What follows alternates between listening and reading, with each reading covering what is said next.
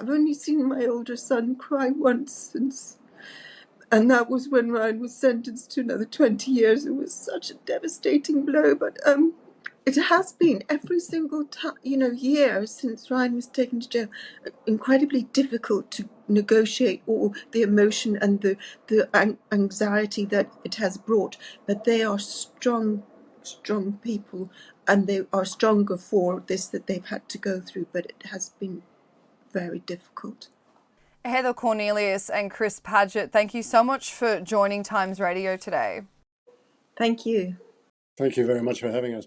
I'm going to try my best to be able to put this situation into an easy summary for our audience and listeners, but it is hard to understand. And I think there's a reason why this is hard to understand, because it really doesn't make any sense what your husband, Heather, and your brother-in-law, Chris, Ryan Cornelius, has been through in the last 17 years. Now, for anyone listening who hasn't heard his name, he's been in a Dubai jail since 2008 on the back of false debt charges when the Dubai Islamic Bank foreclosed on a loan related to a property development he was working on.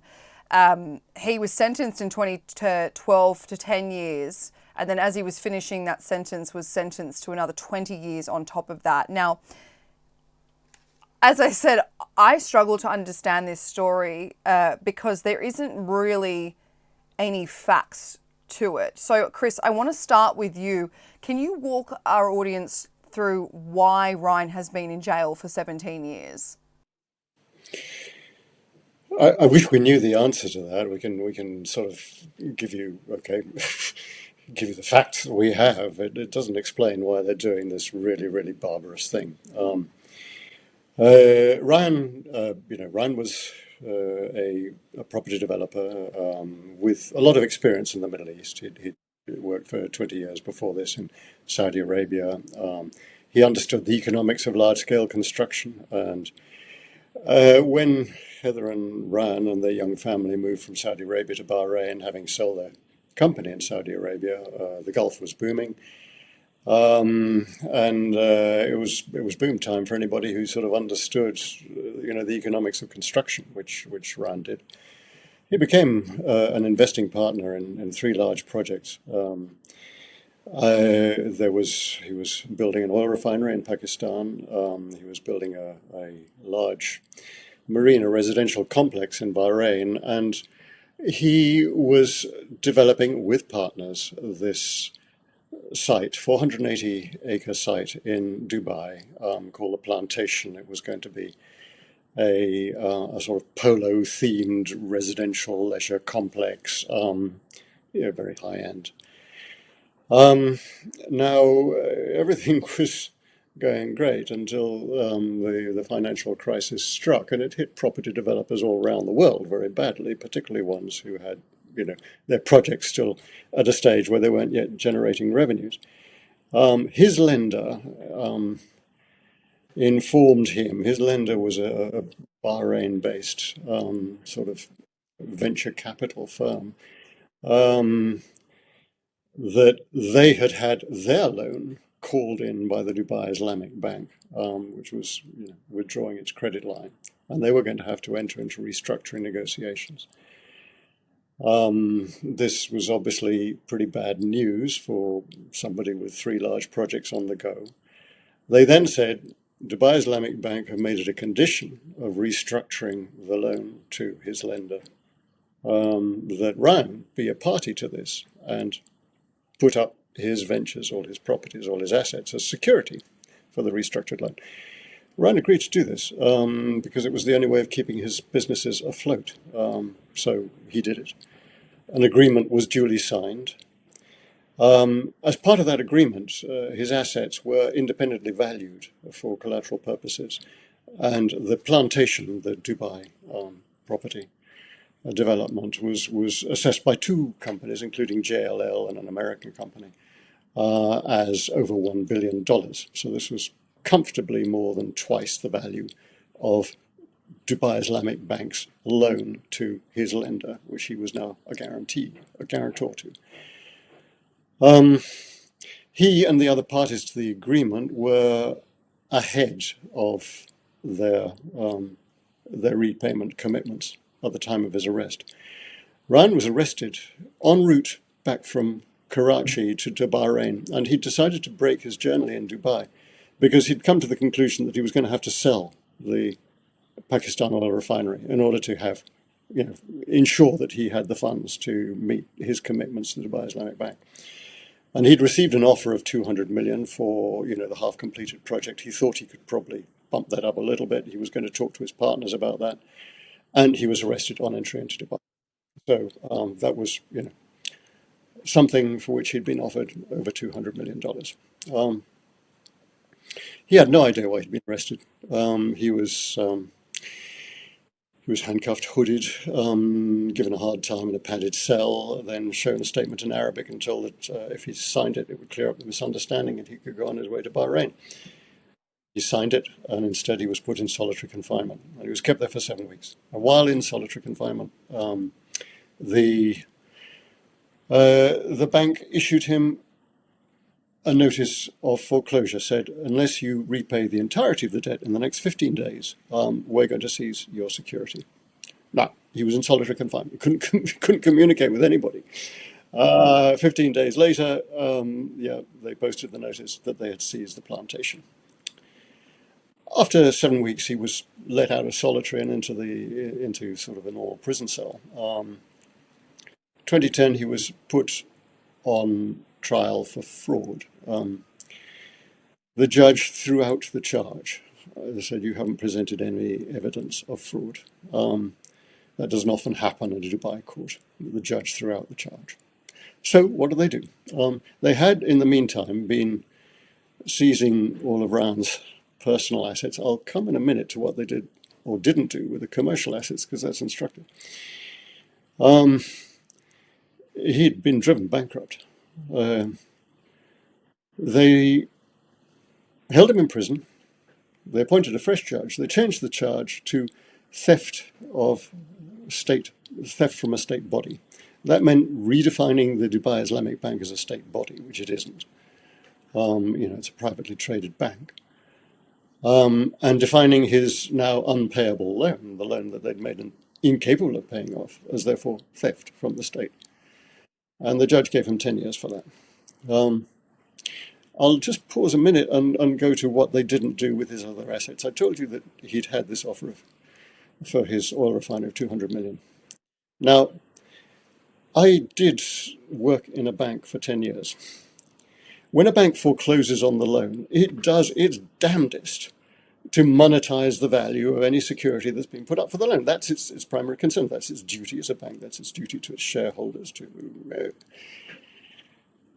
The two big other projects outside Dubai that Ryan had, under the terms of the restructuring agreement, Dubai Islamic Bank had committed themselves to continue to supply them with working capital until they were revenue generating. They just choked off the capital, choked off the funding. In the midst of the financial crisis, they couldn't find funding from anywhere else. They just collapsed into insolvency. Now, a bank that does not monetize the value of something which has just received an offer of 200 million is acting very, very strangely indeed. The only explanation is that it had other motives than just getting back its money. And its motives became clear. Because Ryan had been made bankrupt.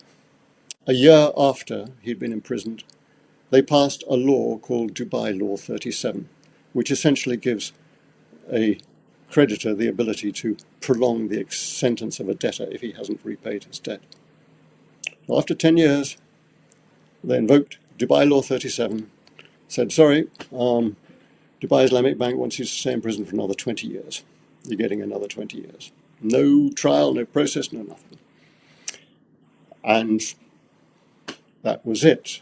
It seems their main objective is to create this narrative. You have a debt which you haven't paid. That's what they still say when they're asked, why haven't you let him go? He's got a debt that he hasn't paid. Which is Chris, it is an incredibly, and you've said this, but I want to summarize for anyone listening. He was told he owed $500 million to the Dubai Islamic Bank. they had seized assets worth around 1.2 billion. So he's essentially paid off this debt already by them bankrupting him, by seizing this property, by seizing his assets, by seizing your family assets, Heather. And then in 2038, his sentence is extended to 2038 because of this debt still owed. So as you point out, Chris, this just doesn't make any sense. It's clear that there are separate motives involved, but it does beg the question, why him? Why was he made such an example of? But Heather, you've been spending the last 17 years advocating for the case of your husband. And I wonder, when this first happened, or in the first few years when Ryan was in jail, and you were speaking to lawyers about what you did next, how do you get him out? Was every lawyer, wherever they're based in the UK or wherever, were they looking at the situation and thinking, this is very baffling. This situation is clearly an unfairly targeted situation against Ryan, and that there really is no legal ground to hold up? No, they were amazed, and they were just gathering whatever information they could, and they were, coming backwards and forwards between the UK and Dubai, and requesting all the information that they wanted. But right at the very beginning, the lawyer that was representing Ryan in the case, like in the restructured loan agreement, he was told, stay off this case, remove yourself from this case. And he did exactly that because he wanted to keep his interests going. So right from the beginning, it's been absolutely terrifying. Nobody has really had any clarity as to why, this was happening, and why, suddenly everybody was thrown into jail. No explanation, nothing. For 3 years, they were, trying to make the charges stick. Then the judge said, no, this cannot, I have no evidence of fraud. So, we had a lawyer in Dubai, he's been there for years and years and years, and he was trying his best. But you go to the courts, and even the local lawyers, the UAE lawyers, they don't get to say anything or argue with the judge. It's just, that's it. We're doing this, and a few minutes in court, and that's it. It is all, if you ask me, pretty much decided on what's going to be happening from the beginning. And he's really had no access to legal representation while he's been in jail. But you both had a bit of a win yesterday, a significant development from this situation. Yeah. The EU Parliament held an emergency debate on the situation. They voted on a resolution calling for action from the UK government. So how did you feel yesterday? We're going to get into how you've dealt with the UK government in a minute, but how did you feel yesterday knowing that had been approved? It was fantastic, and actually Ryan called me. He was supposed to wait until 1 because that's when we thought that the result would come out, but it came out a bit before that, and he called me before that, and I was able to tell him, and he was like, he just couldn't believe it. He was so thrilled. I mean, you clasp at hope, all the way. 17 years I've been doing that. I get one little thing to hope, and then you're shattered again. You kind of get some dreadful other decision made or whatever. But yesterday gave us so much hope, and it was really, really good to hear. And you cannot believe the passion that the people were talking in the debate. It was fantastic. It really was. It's difficult to keep your own sense of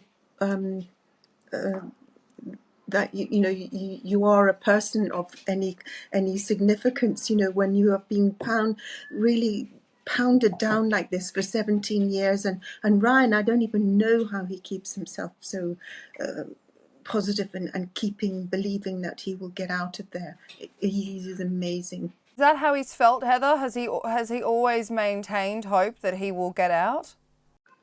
100%. you have, of course he does, yes, yeah. Chris, you've spoken publicly about Ryan's health in the last few years. Ryan is he 71 or has he turned 72? He turned 71 in April. And you've said that Yeah. he's been subjected to some pretty inhumane treatment in jail. He's gone days without sunlight. He's been forced to sign a document that said that he's had his human rights upheld. Yeah, look, 17 years in a prison like that. I'm not sure if the people who are running the jail are wicked people, or so they're just people who think they're doing their job. Pretty, pretty, pretty callous, pretty thankless, but it's also pretty inefficiently run. They're supposed to let them out every day. It can go weeks without being let out into what is just a concrete courtyard. Ryan does his best to keep himself sort of fit, healthy, and motivated. He's the main organizer of touch rugby in the prison when they get out onto the courtyard. But he's had COVID twice. He's had tuberculosis. He's had a really, really poor diet. He's had very, very indifferent medical treatment. You get this build-up of high blood pressure, sort of raised PSA, all these sort of things, and he hasn't been able to. He lives with sort of chronic dental, sometimes very acute dental pain. He hasn't been able to see a dentist for 5 years. He sort of treats himself with Dettol in his teeth, and he's got infections in his mouth and things like that. It's pretty chronic. And how often do you, Heather and Chris, how often do you get to speak to Ryan? I speak to Ryan every day. He calls me, usually first thing in the morning and then later on in the day as well. Yeah, I couldn't survive if he didn't phone. Have you seen him physically since he was put in jail? No, you're not allowed visitors anymore. That must be horrible. I did see him in the early years, yeah. You both took a letter to Number 10 in late April where you were demanding, or requesting, I should say, a meeting with Keir Starmer. You haven't heard anything from him, have you, or his team? No. No, we didn't get a reply from Keir Starmer to the letter. It wasn't the first time we'd communicated. Ryan sort of dictated a letter to Heather when he heard that Keir Starmer was visiting the UAE back in December last year, and made an appeal to him, please raise my case.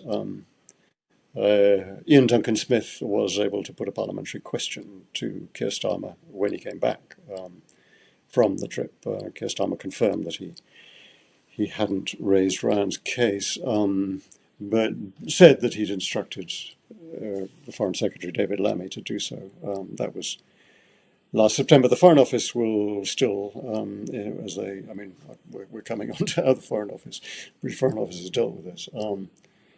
They will still, to prove their concern for the case, their line is still, David Lammy raised Ryan's case with his opposite number in the UAE 7 months ago. Yeah, so that shows urgency.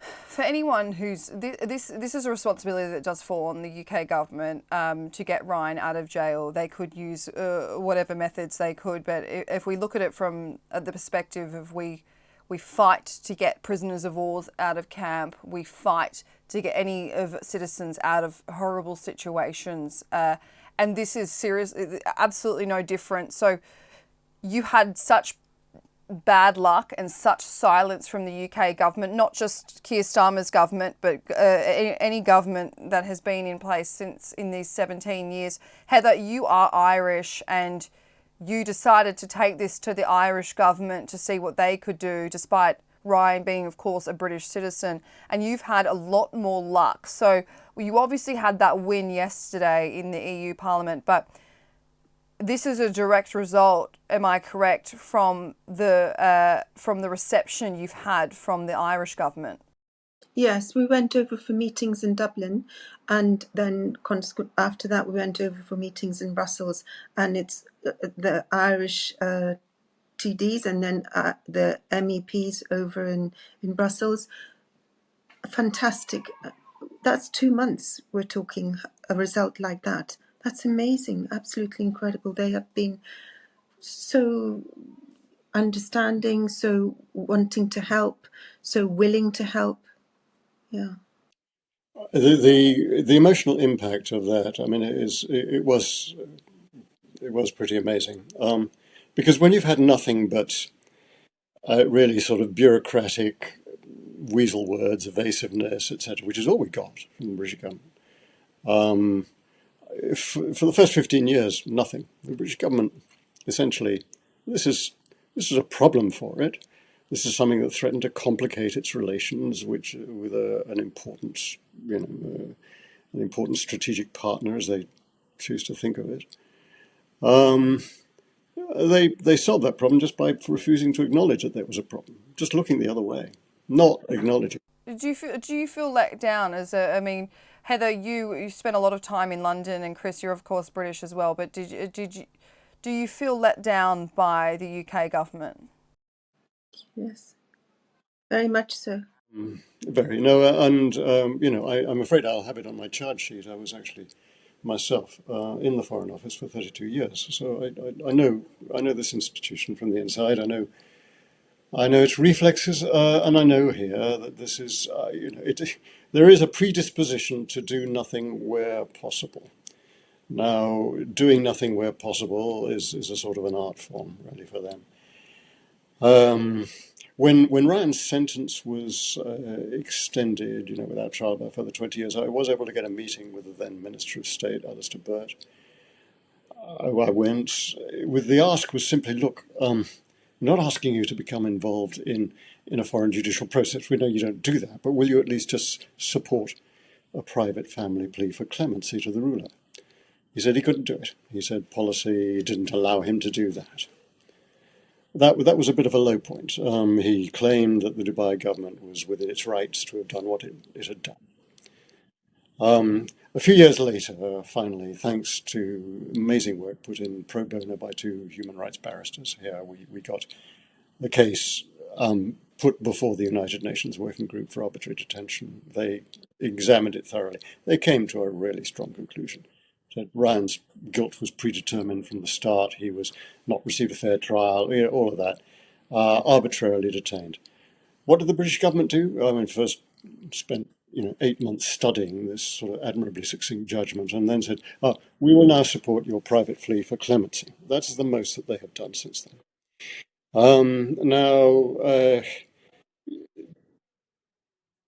To go to Dublin and find just here, unvarnished, my God, this is terrible. Just a record, what a terrible human situation. What can we do to help? I'm just getting that response. Oh, Heather, you must be wanting to live in Dublin now. Yes, I do. Yeah. I want to, Chris, you mentioned this UN working group on the arbitrary detention, because I just want to read this out for our viewers and listeners. The conclusion from this judgment was that Ryan had been held in conditions equating to torture.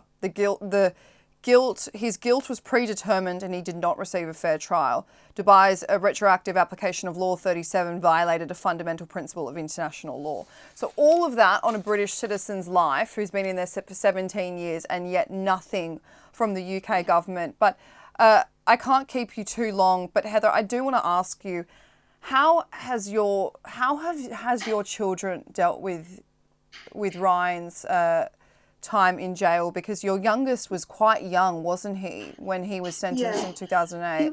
He was 6, and to tell you the honest truth, I think that it's not been easy on any of them at all. But it may have been, a more innocent ability of our youngest ones to grow with this, dreadful thing that hangs over our shoulders. In our hearts, there's this big missing bit, and every single Christmas or birthday or well every flipping day, we miss him. We miss and we pretend together that we're all okay, and we would try and be, happy. And that was easier when they were younger, for me to kind of gather them in and try to support them and do the things that I know that they like doing, that we used to do with Ryan and things like that. They're older now, the older ones, and I would say that the biggest toll has been taken on our daughter. That has been really, really difficult for her. I think girls need their dad so much. The boys are, very, very strong. I've only seen my older son cry once since, and that was when Ryan was sentenced to another 20 years. It was such a devastating blow, but it has been every single time, year since Ryan was taken to jail, incredibly difficult to negotiate all the emotion and the anxiety that it has brought. But they are strong people, and they are stronger for this that they've had to go through. But it has been very difficult. I seriously hope when he is out, Heather, that there is a victim impact statement written up from your whole family to show what this has done. Because I mean, you are so strong, and you too, Chris. But this is a worst nightmare for someone. And 17 years of fighting for justice, and of course you've had such a successful last few months with the help of the Irish government and with the help of Sir Bill Browder under the Magnitsky Act. But I just want a final message from the both of you to anyone listening. Your final message to anyone that is listening to the story, and I guess what progress you're hoping comes out of this latest EU Parliament vote. Look, the EU resolution is a very strong one. It was passed by 511 MEPs to 50. You don't get that kind of majority in the EU Parliament very often. And it calls out what's happened to Ryan. It condemns it. It calls for Ryan's immediate release. And it then calls on the British government to do something to support its own citizen. This should be shameful for the British government. To be told by the EU, look after your own citizen. And in his response, the EU Commissioner responding to that resolution explicitly linked Ryan's case, resolution of Ryan's case, to the EU trade agreement which is being negotiated with the UAE. Now, that, up until now, the people who are holding Ryan in prison made a perfectly respectable risk calculation. The British government's not going to do anything about this. We can get away with this. Well, now somebody has said there are going to be consequences for what you do. This changes a lot. So I would ask anybody listening, please let your MP, let the British government know what you think of this. Is this what we expect? Are we prepared to expect? Don't we deserve better from our government? When you happen to get into trouble abroad, is this the attitude that you want them to take towards you? And this is what, Chris, this is what you elect people on. This is what you elect your MPs, your Prime Minister for. I know that when I listened to this story, when I interviewed Bill, my first initial instinct was, if this was the Australian government, I would be furious. And I know that you both have every right to be furious. So Heather, just a final word, a final message from you to anyone listening, and just what you're hoping happens in the next coming weeks, I guess. Well, I hope very much that the British government are also going to see what has been achieved by the European Parliament and the Irish Parliament. And it's important that they do. I feel guilty for the anger that I have towards the British government. If I go into a meeting with them, I feel very angry, because they really have given me no hope, given me, apart from Lord Cameron, who was very, really wanted to help. They've given me no help and no hope, and I really feel that they have to step up now. And I would want to end with thanking the European government, the Parliament, for giving me this hope and for this backing now. It means so much to Ryan and I. Heather Cornelius and Chris Paget, we're going to be watching this situation closely. I'm going to do as much coverage as I possibly can on this. So thank you so much for joining Times Radio today. Thank you so much. Thank you very much for having us.